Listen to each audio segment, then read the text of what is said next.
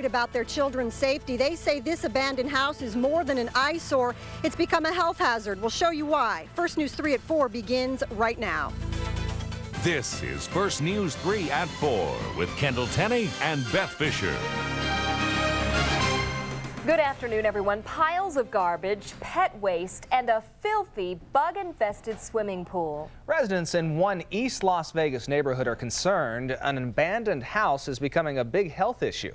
Denise Rosch is live near Lake Mead Boulevard in Mount Hood. That's where this house is, and Denise, neighbors have complained about the situation, but so far, nothing's been done. Kendall, neighbors say it's been about 5 weeks since the family who lived here suddenly packed up and moved out, leaving behind this truck with long overdue plates and generally a filthy mess all around the rest of the property. But aside from how it looks, some are now concerned that it's become a real danger too. Right over here, for instance, you can see that some of the doors are actually unlocked. And then there's the backyard swimming pool. Don't even bother adjusting the color on your set for this one. It really is that green. It's been a long time since anything human has cooled off here.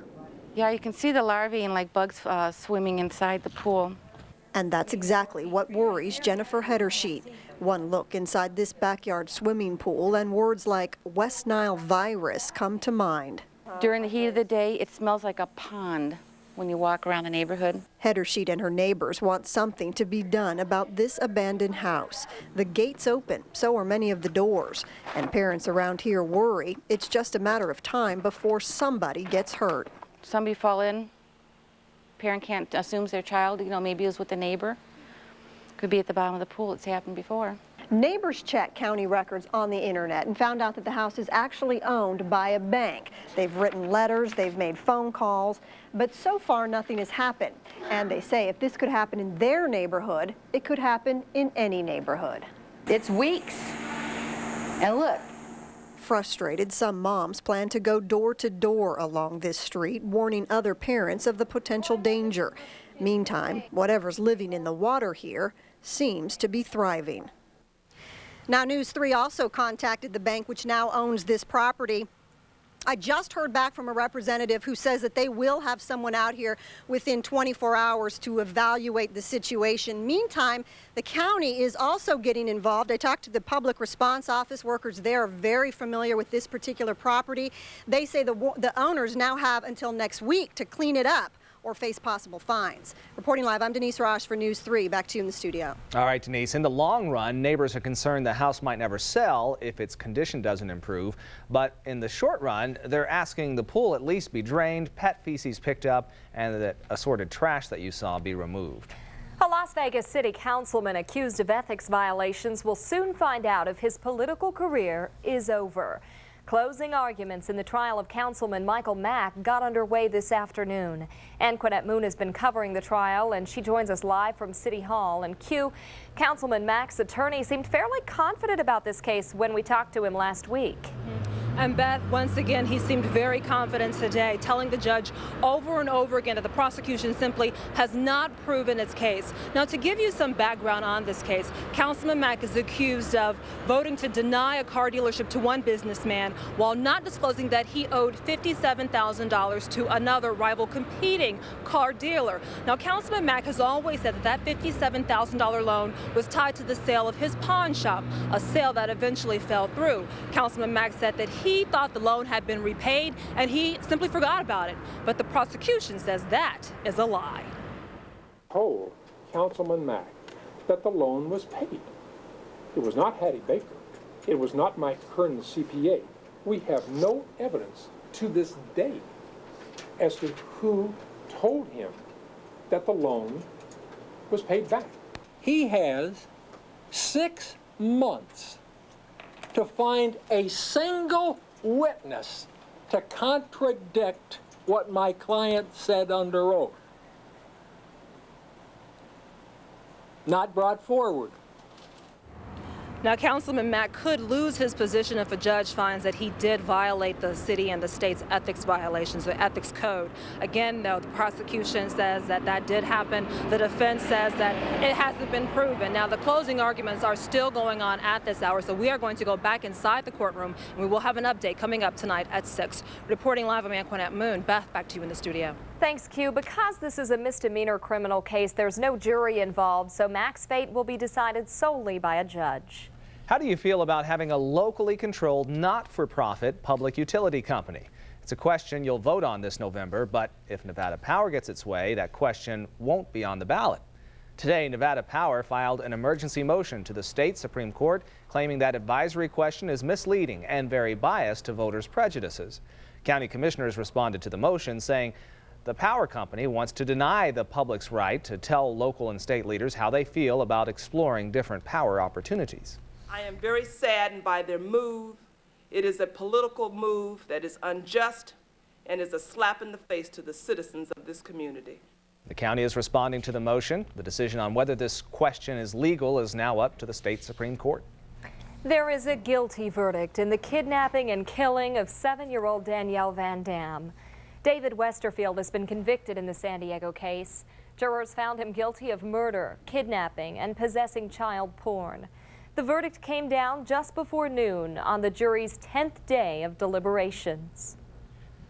The case isn't done. There's more work to do, and it'll be over soon enough, but let's let the jury do their job. And jurors will be back next week to decide Westerfield's fate. He could receive the death penalty. Well, as people in San Diego react to Westerfield's conviction, residents in Virginia are still on the lookout for a missing girl there. Today, there were 2 reports in North Carolina from people who say they saw an armed man with someone who looked like Jennifer Short. Jennifer has been missing since last Thursday after her parents were found shot to death in their Bassett, Virginia home. The local sheriff says investigators are looking at several potential suspects. Friends and family will gather tomorrow to remember a local mother and son killed in a deadly accident. This was the scene last Thursday along US 95 near Ann Road. 23-year-old Spring Crothers and her 4-year-old son Austin were killed in this crash. 16-month-old Cage survived the accident because he was buckled into his car seat. The service will be held at 10 a.m. tomorrow morning at St. Joseph Husband of Mary Catholic Church.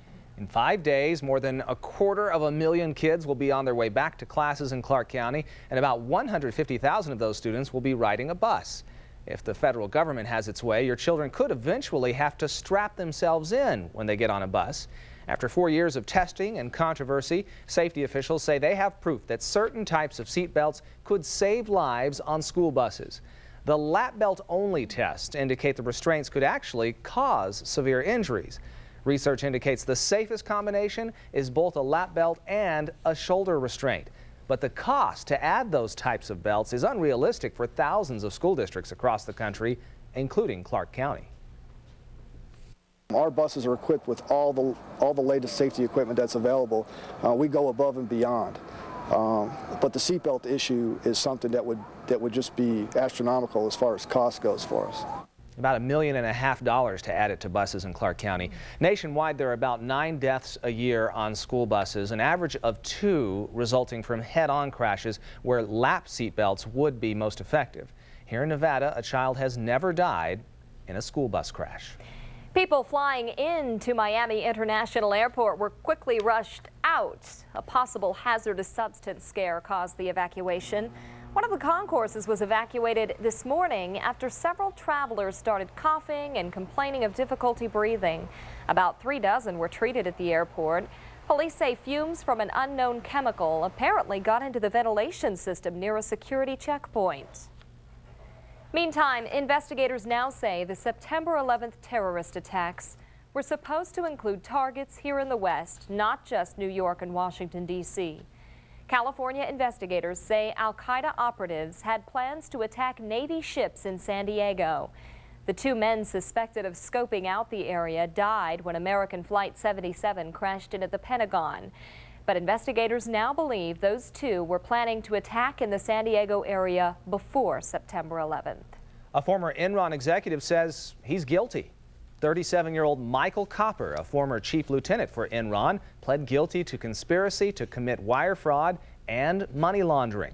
He's the first employee of Enron to admit a criminal role in the energy giant's failure. Copper agreed to turn over $12 million in illegally obtained assets. That money will help repay Enron workers and investors. By this time next month, a temporary bridge will be used to carry traffic over US 95 at Valley View. And Tom Hawley joins us in the studio. And Tom, we're already starting to feel some of the impacts of this project. Yeah, it's been going on for some time in the preparations mode. Now some of the equipment is actually being moved out there. By the end of this week, we'll see some of the temporary bridge structures in place next to the current Valley View Bridge. Let's take a look outside with the Fitzgerald's camera and see how it's moving at the moment. Not that bad, but you are finding that slowdown westbound on 95 in between Rancho and Valley View, where the auxiliary lane is blocked off. The big change happened earlier this morning when a closure went into effect on the Valley View ramp to US 95 North. Completely shut down. It'll remain closed for the next week and a half, only reopening by the end of business on Friday, August 30th. In the meantime, a couple of alternate routes are in order. Alta is one possibility, but better to go all the way to Charleston on the one side or Washington on the other. Busier streets. Also a new closure in effect on Alta just to the east of Valley View in any event. Then once you get up to Decatur, just take that to US 95, move north there, and of course there are many more closures on the way as time goes on. The entire US 95 widening project won't be done until 2006, possibly sliding into 2007. Back to you. All right, Tom. A stampede is heading toward Las Vegas, and folks are going to go utterly crazy. Cows will be grazing, sitting, and standing around valley parks, plazas, lobbies, malls, and of course the Las Vegas Strip in the Cow Parade Las Vegas 2002. This moving parade will be displayed here in Las Vegas from October 17th through mid-February. The whole premise of Cow Parade is that you're bringing this beautiful piece of art on a cow to the public. You put these things out in the street where people can see them, people who might not go to a gallery and look at these kinds of things. Now, he's talking about the cows, not the guy who had his arm around. The cows will be auctioned off to benefit the Andre Agassi Charitable Foundation. And we have some, go ahead. No, nothing. Just going to drop a pun, and now I'm not going to do it. I'll still laugh. It will be a courtesy laugh, I'm programmed though, to laugh when he... No, I interrupted. You were moving toward weather, as we should. Well, it's just a nice day to be out there looking at those cows. That was as good as I could come up with. That was worth waiting for, Dr. Jim. At least we didn't have to hear another pun. I mean, I'm not. Thanks, Beth. It's good. It's all good. Well, today we've got the sunshine in. We are seeing improvements in the air quality. So instead of being in unhealthy areas, we're down to moderate ranges for carbon monoxide as well as the pollution and the smog and the ozone. As you look from our Mandalay Bay cam, you can still see there's still some smog out there. It's moderate, but it's definitely improving. And a beautiful day. Look at the temperature. 94 degrees, south winds at 13 miles an hour and 15% relative humidity. When I stepped outside my door this morning, it actually felt a little cool. It was wonderful. And I think we've got a couple of days of this nice, somewhat cooler weather. It's not going to last for long, though, and details are all coming up in the forecast in just a couple of minutes. Kendall and Beth. All right, Dr. Jim. Doctors prescribed it. Patients swore by its benefits. Now, hormone replacement therapy is taking some heat, but there are other options. What I've learned is that we all have to take personal charge of our bodies. In today's Healthline 3, how natural options are changing the way women treat the effects of menopause. And antibacterial products like soaps and lotions have flooded the marketplace. But could you be washing away everything but germs? Plus, these furry guys are causing a commotion at a rest stop. We'll tell you what has drivers happy about the hairs. Coming up on First News 3 at 4, where news comes first.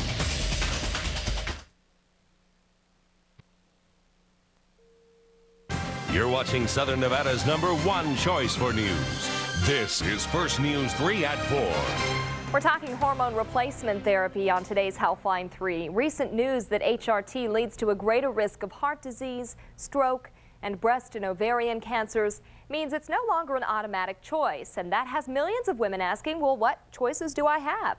In today's Healthline 3, there are more options than you may have realized. Hot flashes, depression, osteoporosis, heart disease. Menopausal women know them well. For years, doctors have recommended hormone replacement therapy. But with all the recent bad press, that's changed. The crisis is very real for choreographer Carol Payne, who was on HRT for 13 years. I thought I was doing something, taking hormone therapy, which would be good for my body and would be helpful in prolonging my life. And I have now discovered that is not the case.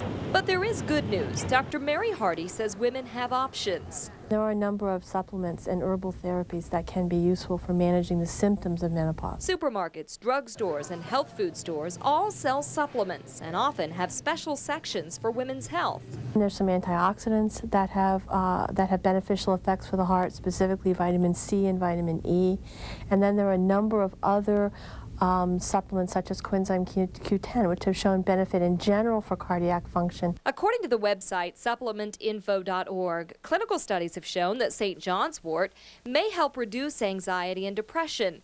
As for the menopause hot flashes, try the herbs black cohosh and red clover. The website also gives information on drug interactions and the correct dosages of supplements, giving women like Carol Payne a place to start in treating their symptoms the natural way. What I've learned is that we all have to take personal charge of our bodies. Foods rich in soy have also been shown to help reduce hot flashes. For more information, just log on to kvbc.com and click on Healthline 3. Well, you think you're getting clean by using antibacterial soaps. I swear by them, but a new study has the dirty details. The report from the American Medical Association says although antibacterial products contain germ-killing ingredients, they don't prevent infections, and they can even make your body resistant to germ fighters. The experts say there's no evidence that normal households need to clean with anything other than ordinary soaps and cleansers. The study is published in the August issue of the Archives of Dermatology. I'm one of those people who shops for the super duper anti this and that. And eventually you build up a resistance to it. So I suppose so. In the long run. Hey, you know, we talked about this morning, you did specifically, about how cool it was outside. It was perfect for anything you wanted to do outdoors, biking, running, whatever. Yeah, and it was. And the air quality was a little bit better, too. I mean, you could still see a little bit of that smog in the distance, but at least you could see the mountains. Yeah. It was an improvement. That's a change. And things are going to be nice for the next couple of days as we look from our Rio cam. See what I mean? You still see a little bit of haze out there, but it's a huge improvement over what we've been dealing with over the last couple of days. Let's check out the current conditions. Sunny, 94 degrees the temperature at the airport. South winds 13 miles an hour, so still a little breeze in play. 15% relative humidity, the dew point in the 40, falling barometric pressure. Beautiful day, nice wind out there, and cooler temperatures too. Show you why in just a second. Live look at our Wells Fargo WeatherNet station now in the southwest part of town. 92 degrees and west winds only about 2 to 5 miles an hour. Checking the temperatures here in the valley. Look at this. 90s across the board from Nellis Air Force Base to the Strip, East Las Vegas, Henderson, Centennial Hills, Summerlin, Spring Valley, all of us in the 90s for today. Our average high should be right around 101, 100 degrees or so, so we're doing great. We are seeing a couple of 100-degree readings around Lake Mead and Laughlin, 90 degrees in Pahrump at this hour, 71 up in Mount Charleston, 90s Overton, and even Mesquite, 98 degrees. That's not bad for this time of year. So here's the improvements. Yesterday we were unhealthy in particulate matter, but today both ozone and particulate matter are moderate. Carbon monoxide is still good. So the air quality is getting better as the pollution goes down just a little bit. And the nice thing is that while we're seeing a pretty good breeze today, it's not too windy to kick up more dust, which would make the particulate matter rise again. So we're seeing improvements. I think tomorrow we could see even more improvements for ozone and particulate matter. So things are shaping up nicely. Still a big area of low pressure spinning to the north of us. Look at that tight rotation right in here, right over in the northern part of Idaho. And that's helping to do a couple of things for us. It is bringing in some cooler temperatures that we're actually feeling right now. It's also helping keep the breeze in play because as this storm system is moving along, it eats just like we do. And what does it eat? More air. So as it spins, it pulls in the air. It's feeding on this air that's coming across the state here. So we're getting the dry air, slightly cooler temperatures, fantastic weather, all because of that storm system to the north of us. And that trend's going to continue because that storm is not moving in a big hurry anywhere. It's just going to slowly drift to the east and then up to the north. So we'll continue to see the same sort of thing. But as it moves further away, our winds will start to die down just a little bit. We'll still have a breeze in place, but no big deal. Monsoon moisture still well to the east of us, and this slightly cooler air remains in place for probably about a day or so. Then we'll start a slow warming trend taking us into the weekend. So the flyby forecast then, 40s Mount Charleston tonight, 77 your high temperature tomorrow. Southwest winds 10 to 20 miles an hour. So again, little breeze. Same sort of deal with the winds out at Lake Mead. Lows in the 70s, highs about 102, water temperature 83 degrees. Pretty nice boating weather out there for tomorrow. And in Las Vegas tonight, clear skies, still a little breeze, 73 for the low. Southwest winds for tomorrow, 98 the high temperature. Gorgeous, gorgeous day. Any time in the summer when we're below 100 degrees, it's great. And then we're just barely over 100 for Friday, Saturday, low 100s for Sunday. Monday, the big school day. Like my little school bus? Thank you very much. You actually did that? Just did that this afternoon. Put Your it on bus the computer. has seat belts in it, of course. Yes, it's got all the safety features you ever need to know. Monday, everybody heads back to school, and the parents are cheering, the kids are jeering, and it's all good. Oh, that's exciting. It's an exciting time for everybody. All right, thank you, Dr. Jim. Yeah. Nina is here with what's coming up at 5. That's right. Allegations of police brutality. A senior citizen claims Boulder City police pulled him over, handcuffed him, and roughed him up. Now he wants to prevent another person from becoming a victim. I don't know why he picked on me. We'll talk one-on-one with 73-year-old Bob Parker to see how he's recovering and tell you what Boulder City officials have to say about the incident. And making children buckle up when riding in school buses. Could it happen here in Clark County? Plus, she lost control, spun around. She tried to regain control and took it too far. Eyewitnesses tell their stories after a 9-car accident ties up traffic on I-15. Hear how it happened. Plus, could your morning cup of coffee actually help you fight off cancer? That story and more coming up tonight on News 3 at 5. All right, thank you, Nina. Still to come this half hour. Has your commute to work changed in the last few years? Find out what a new census study says about you. Next on First News 3 at 4, where news comes first.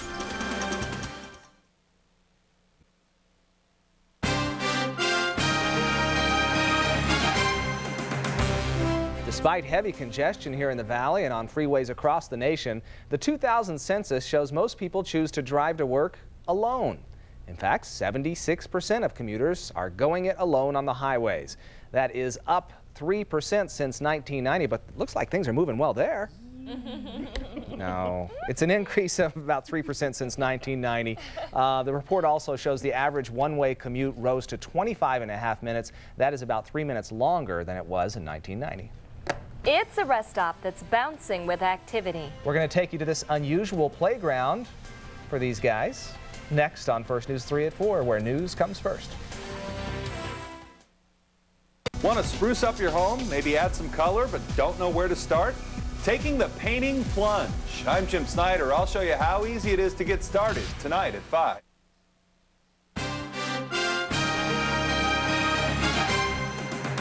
Motorists hopping off Interstate 35 in Minnesota are finding a bunny infestation at one particular rest stop. Workers say about 6 years ago, there were only 2 rabbits. They assumed someone dropped them off, and quickly that pair turned into many. And, well, you know how the joke goes. The rest stop has turned into a domestic bunny refuge. Now the fuzzy creatures can be found in corners or in bushes, and they have become very popular with the drivers. We'll be right back.